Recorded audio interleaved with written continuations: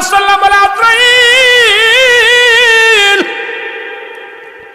আমার রূহটা তুমি নিয়ে যাবে।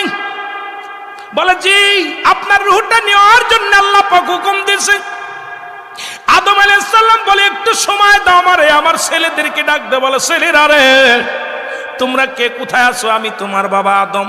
আমার পরাণে ফল খাইতে চাই, জান্নাতি ফল খেতে চাই, কারণ আমি মারা যাব, আমি দুনিয়া থেকে চলে যাব। আমার মন চায় ওই জান্নাতের মধ্যে নেওয়া খেয়েছিলাম, জান্নাতের মধ্যে অনেক ফল খেয়েছিলাম, আমার মন চায় একটু ফল খাইতে। আদমের সন্তানেরা ফলের সন্ধানে বাইর হয়ে গেলেন।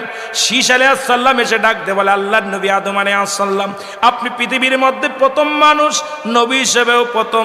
তবে আদম নবীর আগেও কিন্তু আমার নবী রাহমাতুল লিল আলামিন, মুসলমান কিন্তু শরীয়তে আদম আলাইহিস সালামকে আগে পাঠাইছে দুনিয়ার মধ্যে। শীষ আলাইহিস সালাম ডাকতে বলে, আব্বা জান,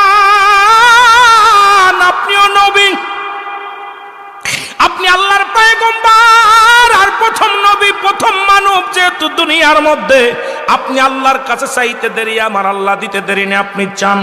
আদম আলাইহিস সালাম বলে, আমি ভুল করেছিলাম, ওই জান্নাতের মধ্যে অনেক আরামে এসেছিলাম, একটা ভুল করার কারণে আমি আদম বিতাড়িত হয়েছি। কোন মুখ নিয়ে আমি আল্লাহর কাছে চাইব জান্নাতি ফল? তুমি চাও বাবা শীষ, তুমি চাও। শীষ আলাইহিস সালামকে বললেন, বাবা শীষ রে, যতগুলো সন্তান আমার আল্লাহ দিয়েছে তার মধ্যে একমাত্র নবুয়াতি আমি তোমারে দান করেছি, সুতরাং তুমি আমার আল্লাহর কাছে অনেক প্রিয়, তুমি চাইলে আমার আল্লাহ দিবে। শীষ আলাইহিস সালাম চাইলেন আমার আল্লাহ, আমার আব্বা জান আল্লাহ শুনে নেন, যেহেতু একটা সন্তানের কাছে বাবার হলো 14টা হক, এই 14টা হকের মধ্যে 7টা হলো জীবিত থাকতে, 7টা হলো মৃত্যুর পরে। সুতরাং বাবাকে খুশি রাখার জন্য, বাবার ওই মনের চাহিদা মিটানোর জন্য আদম আলাইহিস সালামের সন্তান শীষ আলাইহিস সালাম দুটি হাত উঠায় দিলেন আল্লাহর দরবারে, আমার আল্লাহ, তুমি আমার বাবাকে তুমি জান্নাত থেকে ফল পাঠায়া দাও। আল্লাহ বলে, এই আমার শীষ আজকে হাত উঠাইছে আমার দরবারে, আমার আদম আজকে ফল খাবে, যাও জান্নাতের মধ্যে জিবরিল আমিন, যাও ফল নিয়ে যাও, ওই নেও ফল নিয়ে যাও, অন্য ফলগুলো ঝাঁকা ভরে বেশি করে আমার আদমের কাছে নিয়ে যাও। আমার আদম অনেকদিন জান্নাতি ফল খায় না, আমার আদমরে আমি জান্নাতি ফল খাওয়াবো। জোরে জোরে বলো মারহাবা।